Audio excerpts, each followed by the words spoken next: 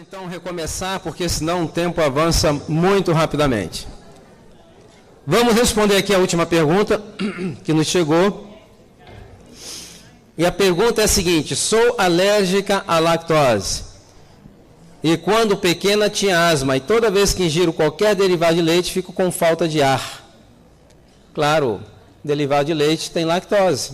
Uma coisa muito básica, né? Então, deve-se evitar o consumo. Na realidade, é necessário um esclarecimento. E é o seguinte: todo adulto, todo ser humano, depois dos 2 anos de idade, ele vai ter intolerância à lactose. 2 anos de idade, a lactase que digere a lactose, ela cai, diminui a produção, porque deveria coincidir com o quê? Com desmame. Só que o ser humano, ele nunca desmama. Ele deixa a mãe, sai correndo atrás da vaca e fica nessa relação até morrer, né? Mas nós, do Ocidente, que estamos já expostos a leite durante algumas gerações, o nosso corpo adquiriu uma certa tolerância. Então, todos têm intolerância, mas não aguda. Tem gente que tem diarreia profusa, explosiva, aquela coisa toda, né? Cólicas. Mas, por exemplo, um oriental, um chinês, por exemplo, se ele tomar leite na fase adulta, ele tem que sair correndo para o banheiro. Por quê? Porque eles não são expostos a leite como nós somos. Agora, nas grandes cidades, como Xangai, Pequim, Hong Kong, que já estão tomando muitos derivados de produtos de origem animal, algumas gerações já terão tolerância, um pouco de tolerância, mas ainda sempre terão intolerância. Porque a lactase, ela diminui grandemente. O africano, por exemplo, em algumas regiões da África, se ele toma leite, também sai correndo para o banheiro. Nós, da Europa e Américas, estamos expostos ao leite, algumas gerações, adquirimos uma certa tolerância. Uma certa, mas não completa. Porque existe deficiência de lactase. O corpo vai lidar com aquilo de certa maneira. Tá certo? Então, o leite é muito bom, mas para o bezerrinho. Muito bem, vamos agora falar de produtos de origem animal. Vocês já notaram que eu estou falando só sobre carne, não é? Posso comer carne, não posso comer carne. Aí vem aqueles mitos, né? Doutor Silmar, eu não como carne, só como peixe. E o que eu pergunto? Com que árvore que você colheu? Me mostra aí que eu não sei onde é que dá. Eu só como frango. Tem frango que dá em árvores também? Não, não tem. Então, a Bíblia fala de carne, que está no ar, na terra e sobre as águas, né? Então, tudo é carne. Então, se criou alguns mitos, normalmente empurrado pela indústria dos alimentos, e um dos mitos é o seguinte: eu só como carne branca, só frango porque tem menos colesterol do que carne vermelha. É verdade? Essas coisas nem sempre vêm como toda mentira, né? É verdade. Entretanto, 100 gramas de carne de vaca tem 75 miligramas de colesterol em média. E 100 gramas de carne de frango tem 72 miligramas de colesterol em média. Tem menos? Tem. É relevante? Não. É pior, sabe por quê? Porque na ilusão que tem menos, ele, em vez de comer 100 gramas, ele come 200. Obrigado, querida. Aí acaba duplicando o seu aporte de colesterol, né? Bom, antes de entrarmos na da questão de produto de origem animal, quero fazer alguns esclarecimentos. Esclarecimentos é o seguinte: esse assunto, quando foi discutido na igreja, ele sempre foi discutido do ponto de vista equivocado. E tornou-se uma distração, onde a essência do assunto não foi discutida de maneira adequada. Porque sempre foi discutido do ponto de vista dietético. Porque tem aminoácidos essenciais, porque tem proteína, não tem proteína, porque tem vitamina, não tem vitamina. Isso foi uma distração, essa não é o cerne da discussão. Porque essa discussão, ela não é dietética. Ela é o quê? Ela é profética. Por que profética? Porque é para o tempo que nós estamos vivendo. Ela é uma verdade presente. Por isso que algumas pessoas não entendem. Doutor Silmar, os patriarcas e profetas comiam carne, a igreja primitiva, os apóstolos, por que nós não devemos comer carne hoje? Porque nós esquecemos que na história da igreja, desde que ela foi fundada lá no Jardim do Éden, sempre houve momentos em que houve necessidade de verdades presentes relevantes. Essa verdade presente produz de origem animal não foi uma verdade presente relevante em nenhuma outra época da história da igreja.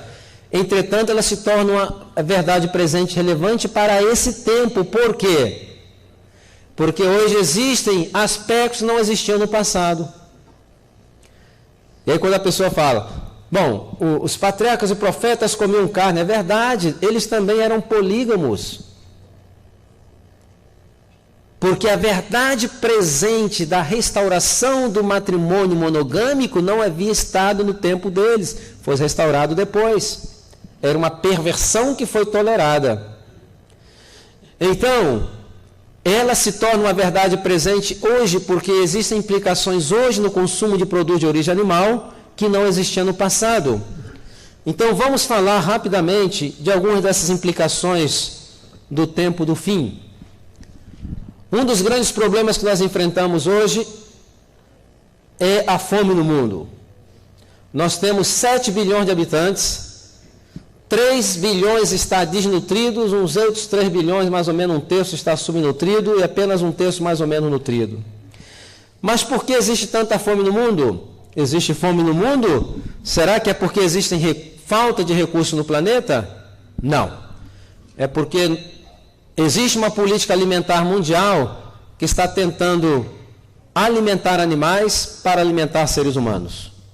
Então, estão na contramão dos níveis de utilização de energia. Ok? Por exemplo, você tem que investir 10 quilos de proteínas na cria de um animal. Para cada 10 quilos de proteína que você investe, no momento do abate, quantos quilos ele retorna? Apenas 1 quilo. Isso significa que 9 quilos são dissipados. Isso significa hoje que se produz, que são 65 milhões de toneladas de grãos que são produzidos no mundo e dissipados dessa maneira. É 65 milhões de toneladas de grãos que são criados para alimentar animais, para alimentar seres humanos. Se fosse alimentar seres humanos diretamente, seria suficiente para erradicar a fome no mundo. Não haveria necessidade de um ser humano não ter o que comer se mudasse essa política alimentar mundial. Então, esse é um problema que nós temos. Entretanto, a pecuária ela é muito organizada politicamente. Quando teve o Rio Mais 20, lá no Rio de Janeiro, falando sobre a questão do ambiente, você falou tudo, menos na indústria pecuária. Às vezes, por exemplo, na televisão se fala muito da indústria da madeira, não é verdade? Desmatamento. Entretanto, a indústria da madeira contribui apenas para 17% do desmatamento da Amazonas, 83% da indústria pecuária, e são desmatamentos permanentes. Permanentes. Por quê? Porque você, para criar um animal, você precisa ter que ter espaço para criar alguma coisa, ou se um animal vai pastar, você tem que ter espaço para que ele paste. E esse espaço, ele se torna um espaço que é improdutivo. Então, lembre-se que eu mencionei ontem pela tarde a energia do sol, que é captado pelas plantas, que a planta utiliza 90% e dá 10%. Então, vamos imaginar um cenário aqui. Vamos imaginar que você plantou milho. Você pegou aquela espiga de milho. Aquela espiga de milho, ela recebeu supostamente, hipoteticamente, 1000 unidades de energia. Ela usou 900 unidades. Quando você comer o milho, você vai pegar quantas unidades de energia do milho? 100 unidades, que é o dízimo que ela está dando para ti, para você. Ok? Aí você fala, não vou comer o milho, é melhor eu criar umas galinhas aqui, eu alimento as galinhas e da galinha eu vou obter a minha energia. Só que quando você pega aquele 100 e dá para a galinha vai consumir quanto dos 100? 90, ela só vai te dar o dízimo dos 100, está te dando quanto de volta? Só 10%. E a pergunta lógica é a seguinte, por que se precisa desse atravessador? Porque você não come logo os 100, tem que dar para a galinha para pegar somente 10. Então nós não precisamos de dissipar essa energia em várias cadeias alimentares. Para que pegamos os 100, não precisamos de alimentar um animal para poder então pegar a energia que nós necessitamos. Outro cenário. Vamos supor que você tenha 1 hectare de terra. E as medidas mudam um pouco no Brasil. Vamos falar aí do hectare mineiro. Então, você fala, eu vou utilizar esse hectare de terra para produzir alimentos para mim, para minha esposa e para meus 2 filhos. Você fala, eu vou produzir, sabe o que eu vou fazer? Eu vou criar algum animal. Eu vou criar galinha, eu vou criar alguns cabritos, uma vaca, e tudo que aquela terra produzir, eu alimento aquele animal. Porque o animal tem que comer alguma coisa. O animal não vive do vento. E vai comer alguma coisa, quem é que produz? A terra que produz, não tem outra maneira. Ok? E aí, se você fizer isso para comer a carne do animal, você vai conseguir proteínas para você e sua família para apenas 77 dias de cada ano. Significa que você está vivendo num déficit de quantos dias de proteína por ano? Mais ou menos 280 dias e alguma coisa. Não é verdade? Aí você fala, bom, com produto de origem animal não dá. E você diz, bom, eu vou criar aqui umas cabras leiteiras, uma vaca leiteira. Então, tudo que a terra produzir, eu alimento ela, e ela vai me dar o leite, vai ser as proteínas que eu tenho para mim e minha família. Se você fizer isso, você vai ter proteínas apenas para 285 dias por cada ano. Vai ficar um déficit de quanto tempo ainda? De 80 dias aproximadamente. Aí você desiste, fala, com produto de origem animal não dá. Você fala, bom, agora eu vou plantar trigo. Se você utilizar aquele hectare de terra para produzir trigo, cada safra vai produzir trigo, vai produzir energia para você e sua família para 877 dias. Cada ano produz para quase 3 anos. Quer dizer, você tem para a sua família e você tem mais o quê? Mais o dobro do excedente para poder comercializar. Aí você fala, não, trigo não, fica mais radical. Eu vou plantar soja. Se você usa para plantar soja, cada safra de soja vai produzir proteínas para 2.224 dias, sobrando 5 anos de excedente para você comercializar. Então, essa política alimentar mundial, que não é uma política brasileira, é mundial, ela não considera a dissipação das cadeias de energia. Então você tem que produzir alguma coisa para alimentar alguém, para alimentar seres humanos, você acaba jogando fora 65 milhões de toneladas de grãos, que seria suficiente para erradicar a fome do planeta. Isso era um problema do tempo dos patriarcas e profetas? Não, claro que não era. População pequena do planeta, população pequeníssima na época, não tinha essa implicação. Então não se tornou uma verdade presente relevante para a época. O outro problema que nós temos é o impacto sobre o ecossistema.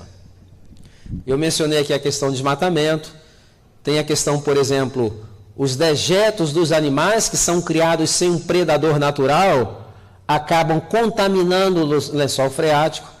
Por exemplo, no Mississippi, no rio Mississippi dos Estados Unidos, ele começa lá no centro do país, vem descendo, desemboca no Golfo do México.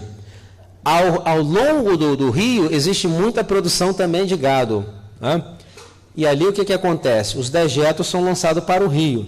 E quando ele desemboca lá no Golfo do México, existe uma área de centenas de quilômetros quadrados que não sobrevive ali nenhum tipo de animal marinho, porque está altamente tóxico e contaminado. Não sobrevive. Então, criando animais fora do seu predador natural, nós desequilibramos. E o que ocorre é a contaminação do ambiente. Fala-se muito no aquecimento global. E dos 3 gases que mais contribuem para o aquecimento global, dizem que o segundo é o metano. E quem é o maior produtor de metano no mundo hoje? É o gado, as ovelhas, né? São centenas de milhares de toneladas que são expelidas à atmosfera diariamente, porque estão criados sem o seu predador natural. Então o impacto sobre o ambiente é um impacto muito grande. Por exemplo, água. Vivemos numa época onde a água está cada vez mais escassa. Acredita-se que a água potável no mundo vai se esgotar nos próximos 40 ou 50 anos. Então, para produzir alimentos para um vegetariano, se gasta 1.200 litros diário de água. Para produzir alimentos para um carnívoro, se consome 10.000 litros de água diário. A água se tornou um problema tão sério que eu creio que a riqueza do futuro não vai ser nem ouro nem prata, vai ser quem tem um pedaço de terra com água. Se tornar uma coisa cada vez mais difícil. Então, preservar os lençóis freáticos, evitar esse impacto, deveria haver uma redução drasticamente do consumo de produtos de origem animal. Então, essa é uma implicação muito séria. Temos também o impacto socioeconômico, não é verdade? Por exemplo, Mato Grosso do Sul. Alguém conhece o Mato Grosso do Sul? Tem alguém aqui que é de lá? Não? Tem ali um Mato Grosso do Sul. Mato Grosso do Sul tem mais boi do que gente lá, não é verdade? Acho que são 12 cabeças para cada habitante. São 24 milhões de cabeças de gado. Então, é um estado onde existe muita pecuária. E quando existe muita pecuária, todo o espaço praticamente é ocupado pela criação de gado. Então, você inibe a economia. Por quê? Você pega lá no interior, um peão ele cuida de 1.000 bois fácil, não é verdade? E que salário grande ele ganha?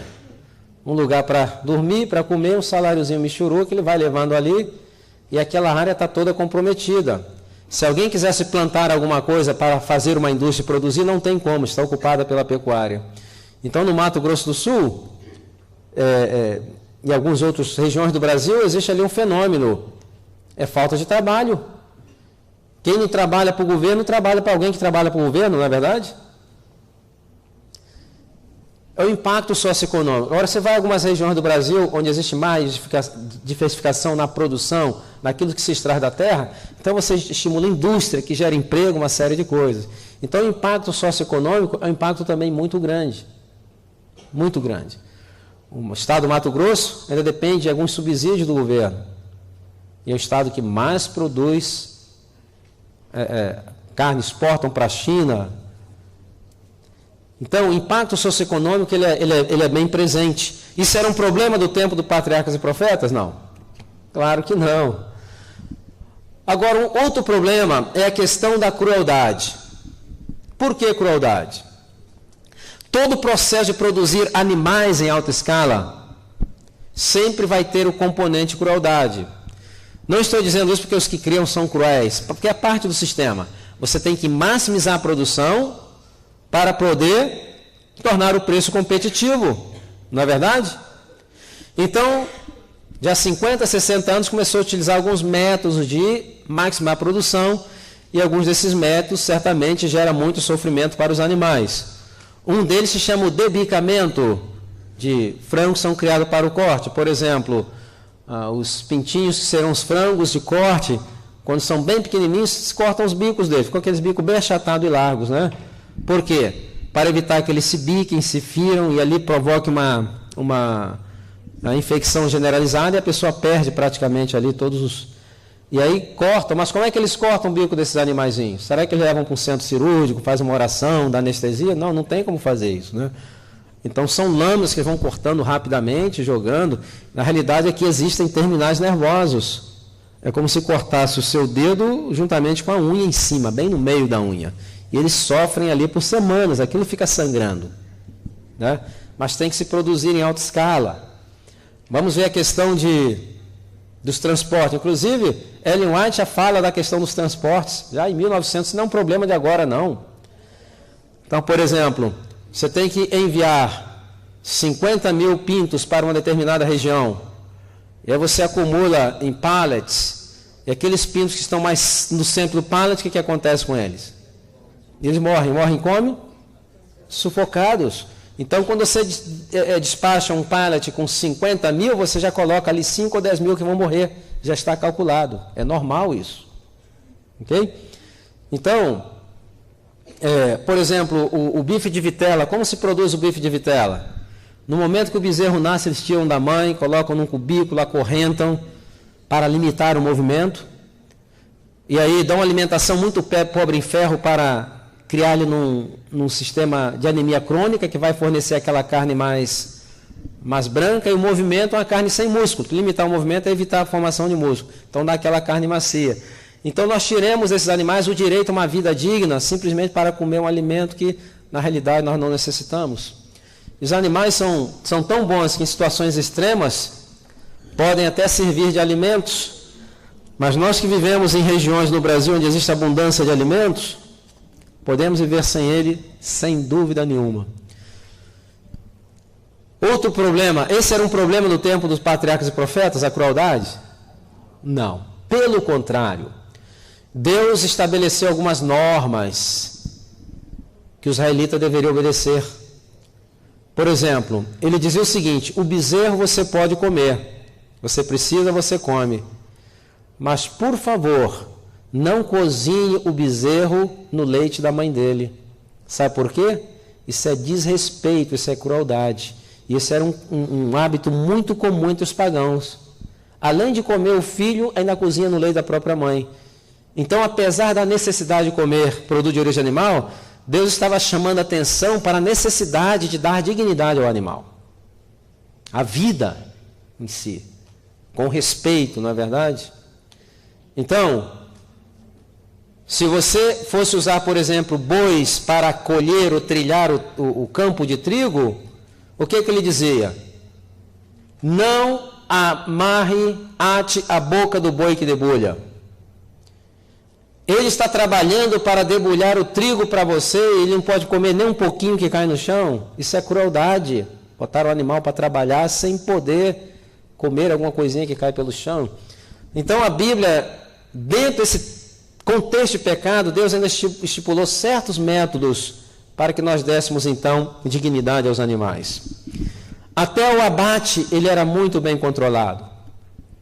Por exemplo, existem matadores hoje ainda judeus que são especializados, são matadores profissionais. Então os animais são levantados de cabeça para baixo, eles dão um golpe bem certo na jugular, o animal desangra bem rapidamente.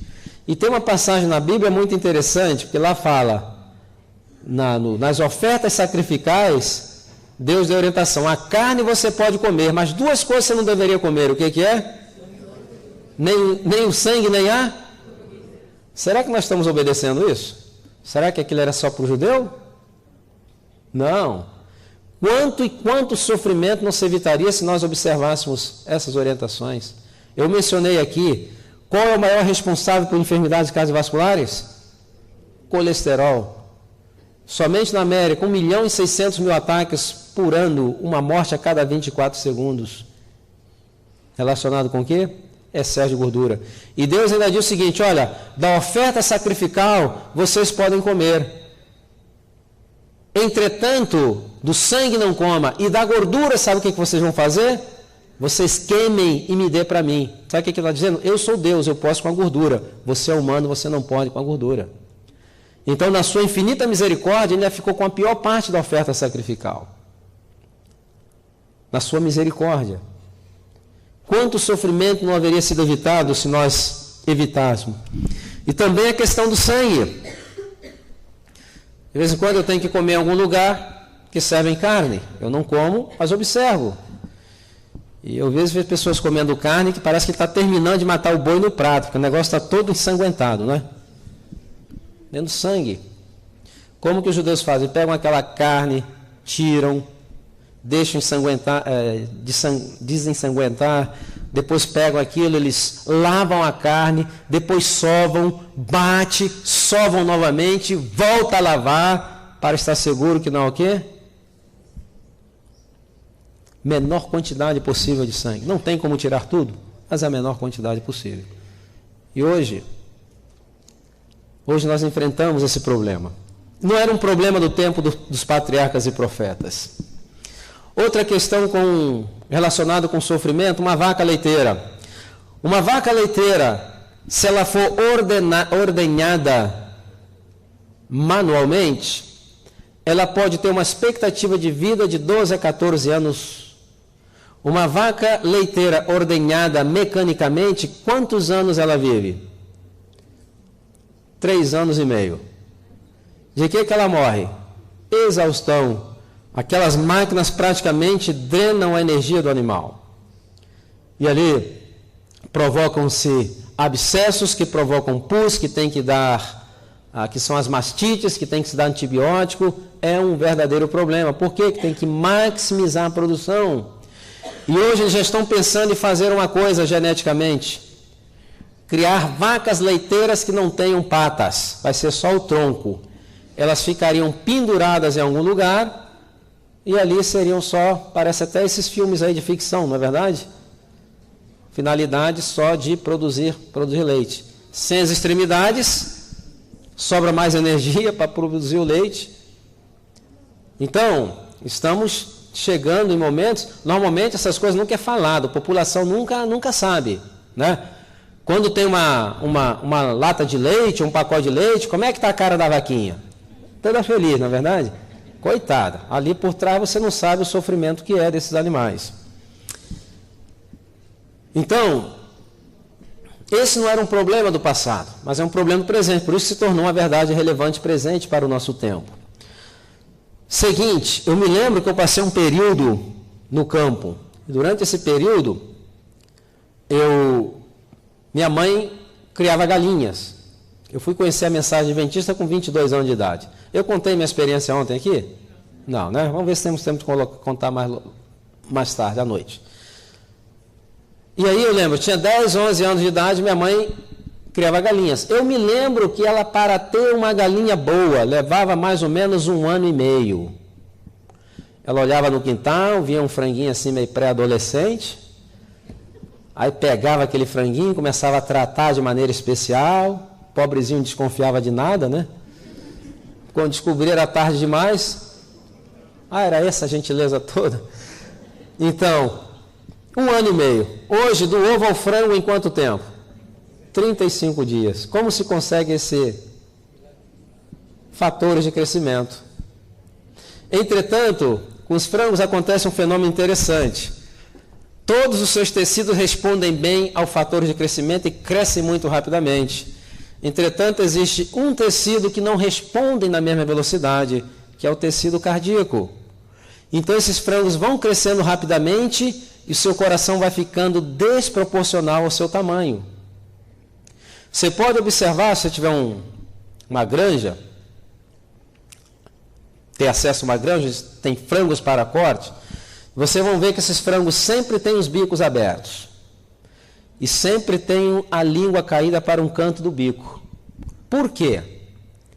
Esses frangos são criados no estado de insuficiência cardíaca crônica, porque o seu coração é muito pequeno para a demanda de oxigênio dele. Então eles estão ali, meio cansados, na realidade cansados, sofrendo, dificuldade para respirar. Eu lembro que na roça onde eu morei tinha uma granja, no topo do morro. E aí apareceu uma lenda que toda terça-feira de manhã eles davam frangos. Eu falei, vamos lá pegar frango, de graça todo mundo quer, né? Então ia lá molecada, né? 11, 12, 13 anos, 14 anos. E a gente ia lá pegar os frangos. Só que os frangos vinham meio baqueados, né? Um virando o olho, outro meio assim.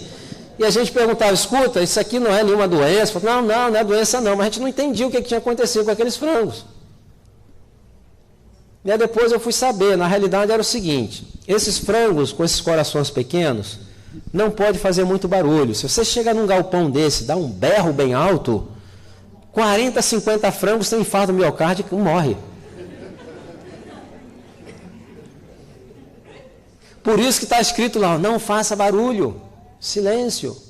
Eles não conseguem resistir àquele estresse. E aí eu descobri, mais tarde na minha vida, né? O ano passado eu voltei lá à região e encontrei um amigo de infância, imagina, eu devia ter o quê? 10 anos, ele tinha 14, e conversando com ele, eu falei, rapaz, aqueles frangos lá que a gente pegava. Aí ele falou, não, sabe o que é? Que ele não conseguiu explicar o que ocorria, né? É que lá passava uma linha de ferro e de vez em quando passava um cargueiro. E quando aquele cargueiro apitava perto da estação, uma porção de frango tinha lá um piripá que morria de infarto, né? E alguns não chegavam a morrer, mas ficavam mal das pernas. E antes deles morrer completamente, eles passavam lá, e eles falavam justamente na terça-feira, que era o dia que o cargueiro passava apitando lá na região, né? Eu nunca consegui entender, fui entender isso depois de 45 anos depois aproximadamente. Então, é muito sofrimento para esses animais. Isso não era um problema do passado, é um problema que nós temos hoje, mas tem que se produzir em alta escala, porque necessita-se a produção para tornar o preço competitivo. Tem a questão também da saúde. Por exemplo, 70% de todos os antibióticos produzidos no mundo não é para consumo humano, é para quem? Para os animais. Nós consumimos apenas 30% dos antibióticos produzidos pelos laboratórios. Entretanto, nos últimos 30 anos, mais de 70% das enfermidades infecciosas contraídas por seres humanos foram contraídas de quem? Foram contraídas dos animais. Tem a questão da qualidade, né? A revista Veja publicou uma reportagem, acho que foi um mês passado, não sei se alguém tem a oportunidade de ler, chamado Casa dos Horrores. E ali falando das condições, né? Problema de higiene. Só que ali eles colocaram atenuante. Eles falaram o seguinte: não, são matadores clandestinos, coisa e tal. Mas na realidade é a seguinte: é impossível você verificar a cada carcaça, porque são milhões de animais que são mortos a cada semana. Imagine como o departamento vai conseguir verificar cada carcaça. Na realidade são controles estatísticos por mostras de não sei quantos animais que está bom, porque o resto estava bom. E aí coloca aquele selo. Todo mundo fica feliz que tem um selo lá da agricultura, não sei o quê, e vive nessa ilusão. Houve um período que se fizeram muitas devassos em mastadouros americanos. E durante esse período descobriram muitas e muitas irregularidades. Se formou um grande clamor, aí vieram mudanças, mas não adianta, as coisas continuam como são, né? Agora, durante esse período, o que eles encontraram nessas devassos que fizeram? Durante esse período encontraram 92.578 bois e vacas, todos tinham câncer nos olhos. Encontraram com abscessos. O que é abscessos? É pus enclausurado numa ferida, né? 438 mil bois e vacas tinham abscessos. Encontraram abscessos em 2.518.000 porcos. Note que a incidência dos abscessos foram 6 vezes maior nos porcos do que nas vacas, que são animais mais predispostos a esse tipo de problema. Encontraram ovelhas com abscessos, 24 mil tinham abscessos e 10 mil bezerros com abscessos. Encontraram abscessos no fígado de 6.057.000 bois e vacas. Encontraram com pneumonia 144 mil bois e vacas, 62 mil ovelhas e 28 mil bezerros. E a pessoa pode pensar: puxa, ainda bem que encontraram, né? Estou aliviado. Mas veja o que diz o relatório no final. Diz o seguinte: este é o número de carcaças retidas por várias doenças, mas liberadas para o consumo, depois de removidas as partes afetadas. Veja que tipo de animais está chegando hoje às nossas mesas. Isso era um tempo do passado, um problema do passado? É um problema, uma necessidade presente hoje. Durante esse mesmo período, peixes de água doce e peixes de água salgada, 750 mil toneladas foram condenadas a serem queimadas por presença de tumores, parasitas como cistos, tênias e solitárias. 17% das carpas tinham câncer no ânus e 20% das trutas tinham câncer nas vísceras. Mas por que esses animais estão adoecendo? Há uma passagem, um conselho sobre regime alimentar, que quando eu li, eu levei um tempo para entender. E lá diz o seguinte: à medida que aumenta a iniquidade nos homens, aumentam as enfermidades nos animais. E eu nunca consegui entender o que tem a ver iniquidade com as enfermidades. Isso chama-se ganância, desejo de ganhar, falta de escrúpulos, em detrimento da saúde dos animais e da população. Na América, por exemplo, a cada ano é jogado 12 milhões de toneladas de pesticidas na agricultura. Esses pesticidas são sintéticos, a natureza leva 400 anos para poder reciclá-lo. Quando esses pesticidas chegam nos rios, quando vem a chuva, levam para os rios, levam para os lagos, levam para os oceanos, e a Terra, ela é dinâmica. Existem correntes. Por exemplo, aquele tsunami que ocorreu no Japão em 2010, foi 2010, não foi? Ou 2011? Não lembro. Eu sei que até hoje, na costa do Alasca, de vez em quando chega um colchão, uma geladeira flutuando. Você já viu qual é a distância? Hoje se pega amostras de animais nos polos, e esses animais já estão apresentando sinais de contaminação ambiental, até presença de pesticidas. E o problema é que o tecido animal, ele concentra tóxicos 10 vezes mais que o tecido vegetal. Então, quando você muda para uma alimentação mais baseada em plantas, você não consegue eliminar, mas você reduz a 1/10 a sua exposição a produtos tóxicos. Agora, a maioria desses tóxicos são solúveis em gordura, significa que o corpo não elimina. Então, você tem os antibióticos solúveis em gordura. Nos animais você também tem o que? Os pesticidas, porque muitos animais são criados com cereais que são tratados com pesticidas. Então, quando você come aquela carne, você começa a concentrar todos os tóxicos dele no seu corpo. E como é solúvel em gordura, isso se torna o quê? Se torna acumulativo. Isso não era um problema do passado, mas é um problema do nosso tempo. Por isso, a redução ou eliminação dos produtos de origem animal seria o 5º passo mais importante na manutenção e recuperação da saúde. Temos também outras implicações. Por exemplo, ao gado, 48 horas antes do abate, lhe dão um antidiurético. Por que lhe dão um antidiurético? Para que ele não urine. Para que não quer urinar? Vai reter líquido. Esse líquido representa 12% a mais no peso no momento do abate. Mas qual a implicação para o consumidor? Todos os produtos e venenos do metabolismo do animal que deveriam ter sido eliminados pelos rins, como amônia, ureia, ácido úrico, creatinina e uma série de outros venenos, ficam retidos aonde? Fica retido na carne. E esse é o tipo de produtos que provavelmente deve estar chegando à vossa mesa. Então, reduzir ou eliminar o consumo de produtos de origem animal deveria ser o 5º passo mais importante. O 4º nós pulamos, que é atividade física, todo mundo já sabe, eu expliquei ontem à tarde. Mais importante na recuperação e manutenção da nossa saúde. Cada um vai no seu ritmo, não é verdade? E eu mencionei aqui ontem que com relação à alimentação, quando você vai fazer uma modificação, você vai estar preocupado com nutrientes? Vai ou não? Não. Você vai se preocupar com o quê? Com a palavrinha que eu falei? Variedade. Se você tem uma variedade, nutriente específico deixou de ser uma preocupação. Então, a questão de produto de origem animal é a mesma coisa. Redução do consumo de proteína, se come muito mais proteína do que se necessita nos países desenvolvidos e em desenvolvimento. Por isso que eu mencionei, nos países onde o consumo de proteínas é maior são os índices de quê? Câncer, enfermidades cardiovasculares e osteoporose. Então, a redução seria espetacular para a nossa saúde. Agora, com relação ao produto de origem animal, existe uma outra implicação. Existe o problema da vitamina B12, nessa preocupação. Eu só falar B12.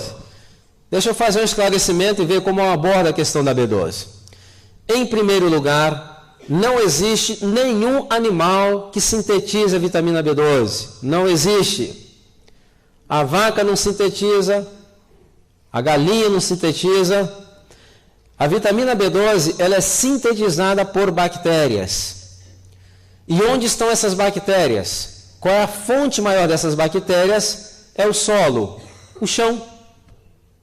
Então, a vaca quando está pastando, ela engole grama, e engole também essas bactérias que começam a colonizar o seu intestino e pegando cobalto vai formar a cobalamina, que é a vitamina B12. A mesma coisa acontece com a galinha. Ela cisca, ela come, não tem. Entretanto, uma pesquisa feita pela Tufts University em Boston, Massachusetts, descobriu que 45% da população está com níveis de B12 mais baixos que os desejáveis. A pergunta que eu faço é a seguinte: 45% da população é vegetariana estrita? Não.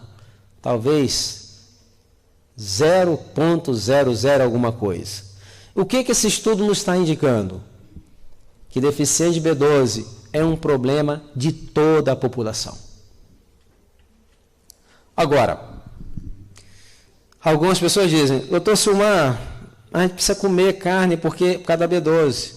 É mesmo, é? Então, como é que você me explica se somente na Índia existem os vegans? Eu ouvi falar nos vegans? Os vegans são tão radicais que eles não tomam nem mel de abelha porque diz que vem do animal. 50 milhões. E os índios deficientes de B12 é inferior à população carnívora. Por quê? Bom, então aqui vem a questão. A questão é que, ser humano, nós estamos fora do nosso habitat natural. Estamos fora. Quando Deus criou Adão, ele deu uma profissão. Qual era a profissão original de Adão? Oi?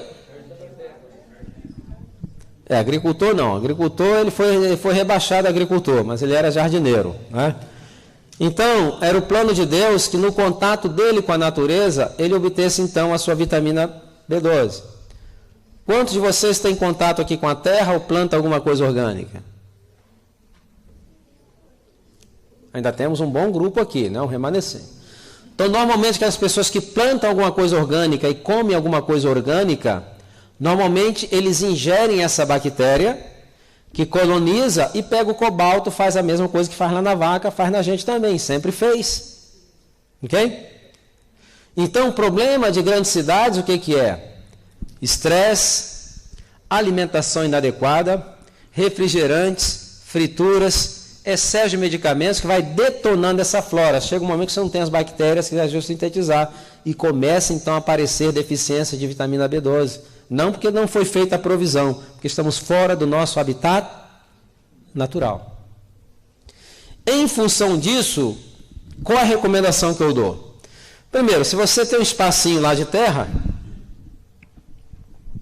você pega, faça uma pequena hortinha lá, umas alfaces, uns tomates, umas rúculas.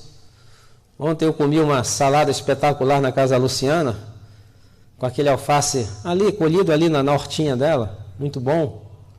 E aí você recolhe aquele alimento dali, não coloca de molho, não coloca produto em cima, dá uma lavadinha com água corrente, que ali tem bactérias que você precisa também, não vai esterilizar nada. Existe uma paranoia muito grande, na verdade, com limpeza, temos que ser limpos e higiênicos, mas esse contato é muito importante. Eu me lembro quando eu trabalhava na roça, o que acontecia? Estava lá capinando, aí mexia a terra com a mão, daqui a pouco o suor começa a cair. Eu não gostava de usar chapéu, né? Porque o chapéu ajuda a reduzir. E o suor vem, cai, passa perto da boca, o que você faz? Com aquela mão meia suja de barro, você dá uma limpadinha, ali já passa algumas bactérias também, não é verdade? Então, lave em água corrente. Não existe alimento estéril, sempre vai haver bactérias. Vocês sabem, o ano passado eles catalogaram quantas bactérias o ser humano tem no corpo. Sabe quantas espécies de bactérias? 8.700 espécies de bactérias. Uma pessoa, para ser uma pessoa saudável, ela tem que ter no trato digestório, uma pessoa de 1,70 m pesando 70 quilos, para ser considerada saudável, ela tem que ter de 3 a 5 quilos de bactérias. Nós temos mais bactérias no intestino do que células no nosso próprio corpo. E essas bactérias, elas interatuam até com o nosso sistema imunológico, para poder ajudar também na nossa defesa. Nós temos bactéria na pele, Staphylococcus aureus, nas mucosas. Uma pessoa, quando pega uma enfermidade, é porque pegou uma bactéria patogênica e na dose chamada dose infectiva. Se você tiver contato com bactérias patogênicas, se não for uma dose infectiva, o seu sistema imune lidar com ela muito facilmente. Então, quando você lava, mesmo que tenha ali bactérias patogênicas, você lavou bem lavado, você eliminou a dose infectiva e você preservou algumas bactérias que podem ser muito úteis para a nossa flora intestinal. Eu sempre estimulo as pessoas a preservar a flora, acabar com a fauna intestinal e preservar a flora, né? Fauna intestinal não deve existir, preservar só a flora. Então, temos que ter mais contato com a natureza. Se você tem um terreno, cultiva lá um tomate, ou vai ao campo comer alguma coisa. Não é verdade? É que as pessoas não entendem. Não, mas esses alimentos, eles não têm vitamina B12. Não tem, mas eles vão ter as bactérias. As bactérias é que vão sintetizar no seu organismo. Por exemplo, excesso de listerine, não é verdade? Pessoa com uma alimentação que produz mau hálito, que por uma fermentação, ela acha que o problema é na boca, não é? O problema é a alimentação. Aí começa a utilizar esse produto, começa a escovar demais, acaba matando também essas bactérias que são saudáveis, que em seres humanos que estão no campo habitam as criptas das gargantas, as gengivas, o trato digestório, não produz mau odor. Então, esse é o problema que nós enfrentamos. Então, devido a esse problema, o que eu recomendo? Para aquelas pessoas que vivem nas grandes cidades. Normalmente nós temos reserva de B12 para 3 anos e meio. Pessoa saudável. Porque o corpo também recicla essas vitaminas. E uma das maneiras que ele recicla é através da mastigação. A pessoa não mastiga direito, não recicla. Então, a cada 3 anos, eu recomendo que se faça um exame de B12. Porque pode ser que existam pessoas que estão padecendo, porque o déficit de B12, elas podem ter um espectro de mais de 22 sintomas diferentes. Pode começar simplesmente com formigamento na ponta dos dedos. Eu não vou nem falar, porque pode ter gente aqui meio hipocondríaca, já vão pensar que estão com déficit de B12. Mas é muito vasto a quantidade. Então, pode ser que as pessoas estão um pouquinho deprimidas, precisando de B12, não sabem. Às vezes, nunca se pede um exame. Então, a cada 3 anos, se eu vivesse num local assim, não tivesse acesso, então, pediria um exame de B12 para verificar os níveis. E também, independente se você é carnívoro, vegano ou vegetariano, utilizar produtos que já estejam o quê? Enriquecidos também com vitamina B12. Então, essa é a saída. Agora, se você vai mudar lá para a roça, não é verdade? Vai começar a mexer na sua própria horta, aqueles padrões de limpeza começa a cair um pouquinho, não é verdade, aqui da cidade. Aí você vai ter novamente contato com a natureza e vai ter novamente as bactérias que podem novamente lhe colonizar e produzir a B12 que você necessita. Já notou que as pessoas que vivem no campo trabalham duro, arduamente, mas sempre estão felizes da vida? E quem trabalha na cidade tem todo o conforto, mas estão rasgando nota de 100, não é verdade? Estão quase tudo estressados, ansiosos. É porque eles têm mais B12. Você quer ver uma coisa muito interessante? Que às vezes as pessoas com mosquitos engolem camelos. Aqui no Brasil, quando a gente sai de uma cidade, eu não sei aqui no Sul, tive a oportunidade de ver no Paraná, no Rio de Janeiro, São Paulo. Quando você sai da cidade de carro para fazer uma viagem, você sempre vai encontrar, em algum ponto da estrada, o vendedor do caldo de canas. Não é verdade? E aí você para o seu carro todo feliz, está com muita sede, eu vou tomar agora um caldo de canas. Eu quero um caldo de cana. Ele pega aquela cana, aquele mal, deu uma raspada com o facão, não é verdade? Coloca ali na moenda e moe o seu caldo de cana, provavelmente com mais 10 ou 12 abelhas junto, né, o mosquito. E depois te serve aquele caldo de cana.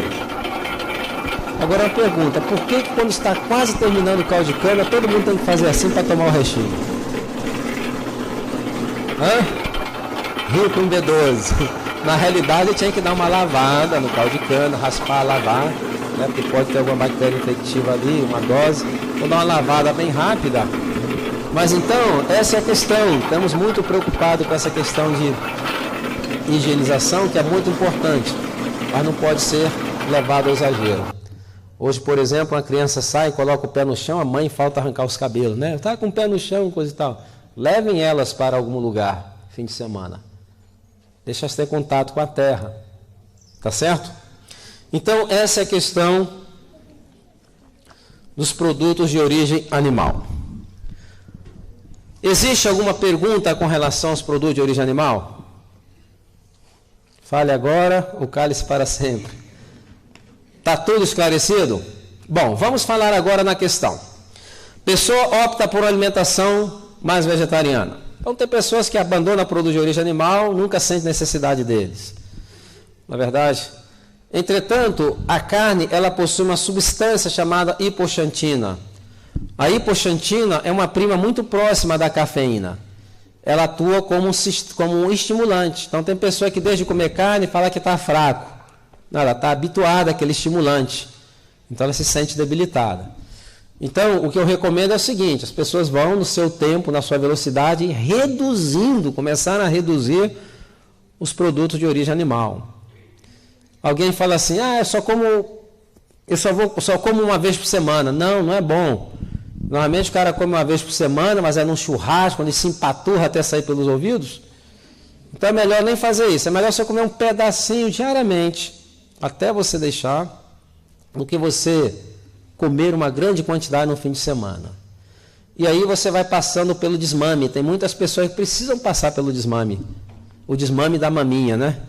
Uma coisa interessante. O desmame da maminha. Então tem pessoas que precisam. Eu, graças a Deus, não precisei, porque eu senti que a carne me fazia tanto mal, que não foi grande dificuldade abandonar, né? Então a redução é muito importante.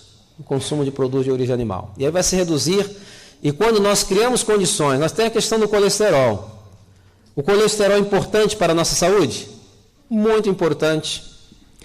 Ele é tão importante que o nosso fígado sintetiza todo o colesterol que nós necessitamos. Você não precisa do colesterol dos animais. Esse colesterol que se come de tecido animal, ele é um extra, e o seu fígado tem que lidar com ele diariamente. Então, quando você elimina, o que vai ocorrer? Seu sangue vai ficar mais fluido, vai perder a densidade, tomando água, seu coração vai funcionar melhor. E chega um momento que aquelas placas começam então a ser removidas. O próprio corpo se encarrega disso, por incrível que pareça. Basta criar o quê? As condições. Muito bem, vamos encerrar então a programação de agora de manhã. Vamos estar aqui hoje às 18 horas. 18 horas... Vamos falar do programa de revitalização física e mental em 13 semanas.